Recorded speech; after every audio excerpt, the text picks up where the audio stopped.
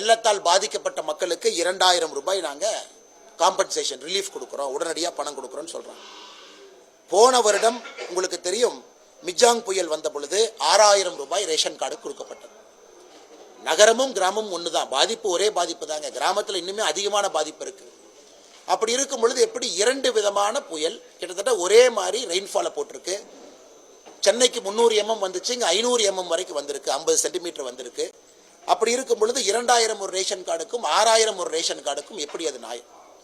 அதே நேரத்தில் மத்திய அரசினுடைய கைப்பிடி தெளிவாக சொல்லியிருக்கிறாங்க. மத்திய அரசு எப்படிப்பட்ட பணத்தை எல்லாம் மாநில அரசு கொடுக்கலாம். இப்போ என் கையில் அந்த கைப்பிடி இருக்குதுங்க, இந்த அனெக்ஷன். இதில் பார்த்தீங்கன்னா மத்திய அரசுடைய கணக்கு போட்டு பார்த்தீங்கன்னா, ஒரு வீட்டில் உங்களுடைய உடைகள் எல்லாம் காணாமல் போயிருச்சுன்னா 2500 ரூபாய் வரை கொடுங்க. பாத்திரம் அடிச்சுட்டு போயிருச்சு, வீட்டு சாமான் அடிச்சுட்டு போயிருச்சு, 2500 கொடுங்க. குறிப்பாக உங்களுக்கு சின்ன விதமான சேதம் ஏற்பட்டிருக்கு, உங்களுடைய பில்டிங்கு உள்ளே இருக்கக்கூடிய பில்டிங் எல்லாம் சின்ன விதமாக இருந்தால் 5000 வரைக்கும் கொடுங்க.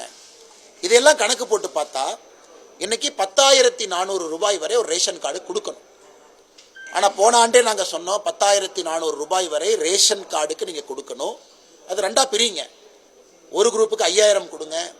எங்கேயெல்லாம் வெள்ளம் வந்து உடைமைகள் குறிப்பாக நம்முடைய மளிகை பொருட்கள்லாம் சேதமடைஞ்சிருக்கோ அவங்களுக்கு 5400 போட்டு 10400 கொடுங்க. அதிலும் கூட கடந்த ஆண்டும் குறைவாக கொடுத்தாங்க, இந்த ஆண்டு இன்னும் குறைவாக, குறிப்பாக 2000 ரூபாய் இந்த 3 மாவட்டத்தில் இருக்கக்கூடிய வெள்ளத்தால் பாதிப்படைந்த ரேஷன் கார்டுக்கு நாங்கள் கொடுப்போம் என்று சொல்வது எந்த காரணத்திலும் கூட ஏற்றுக்கொள்ள முடியாது. முதலமைச்சர் அவர்கள் கிராமப்புற பகுதிக்கு வரணும், அமைச்சர்கள் அனுப்பணும்.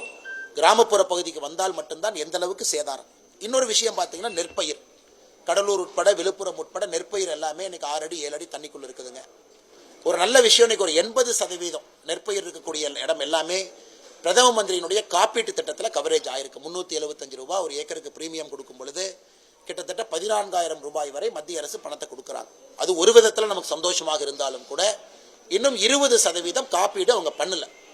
அதை மாநில அரசு தான் ஒரு ஆண்டும் மழைக்கு முன்னாடி ஒரு கிராமத்துக்கு போய் தண்டோரா போட்டு விஏஓ அவங்கள கூட்டிகிட்டு போய் தாசில்தாரை கூட்டிகிட்டு போய் அவங்கள ரெஜிஸ்ட்ரேஷன் பண்ண வைக்க வேண்டிய கடமை மாநில அரசுக்கு இருக்குது. இன்னைக்கு 20% மக்கள் போகிற இடத்துல கோரிக்கை வைக்கிறாங்க, இந்த மாதிரி எங்களுக்கு இல்லை, இன்சூரன்ஸ் இல்லைன்னு. இதுவும் கூட ஒரு துக்ககரமான ஒரு விஷயமாக பார்க்கின்றோம். இதையெல்லாம் முதலமைச்சர் கவனத்தில் எடுக்கணும். அதே நேரத்தில் மத்திய அரசு மாநில அரசு பணப்பங்கீடை பற்றி எப்பொழுதும் வரக்கூடிய பிரச்சனை தான். இன்னைக்கு மாநில அரசுக்கு மத்திய அரசு அனுப்பியிருக்கக்கூடிய தொகை 31/10/2024, அதாவது போன மாதம் முடியும் வரை, கிட்டத்தட்ட அக்டோபர் மாதம் முடிகிற வரைக்கும் தமிழ்நாடு மத்திய அரசினுடைய அலோகேஷன் 944 கோடி 80 லட்சம் ரூபாய் மத்திய அரசு தன்னுடைய பங்கீடாக ஸ்டேட் டிசாஸ்டர் ரெஸ்பான்ஸ் ஃபண்டு கொடுத்துருக்காங்க. மாநில அரசு தன்னுடைய பங்கீடாக 315 கோடி ரூபாய் அதில் வச்சிருக்கிறாங்க. ஸ்டேட் டிசாஸ்டர் ரெஸ்பான்ஸ் ஃபண்டில் 1260 கோடி ரூபாய் பணம் இருக்குது. அது இல்லாமல் 4 ஸ்டேட்டுக்கு மட்டும், ஹிமாச்சல், கர்நாடகா, சிக்கிம், தமிழ்நாடு, திரிபுரா 5 ஸ்டேட்டுக்கு என்டிஆர்எஃப் ஃபண்டும் மத்திய அரசு கொடுத்தாங்க, எஸ்டிஆர்எஃப் தாண்டி.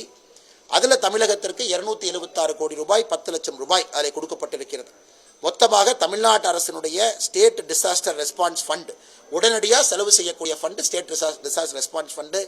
சேதமெல்லாம் அடைஞ்ச பிறகு மாநில அரசு செலவு செஞ்சுட்டு கிளைம் பண்ணுற fund national disaster response fund. இன்னைக்கு ஸ்டேட் டிசாஸ்டர் ரெஸ்பான்ஸ் ஃபண்ட்லிங்க ஐயா 1260 கோடி ரூபாய் இருக்குது.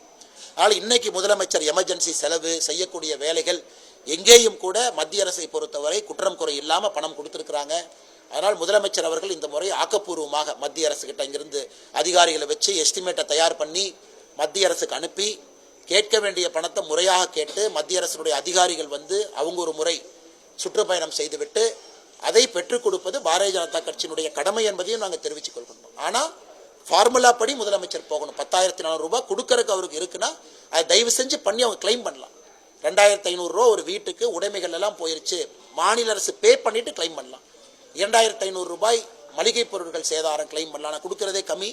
அதிலும் குறிப்பாக மிக்ஜாங் புயலுக்கு 6000ம் பெஞ்சல் புயலுக்கு 2000ம் இருக்கக்கூடியது. நிச்சயமாக நாங்கள் இதை ஏற்றம் இறக்கமாக பார்க்கின்றோம்.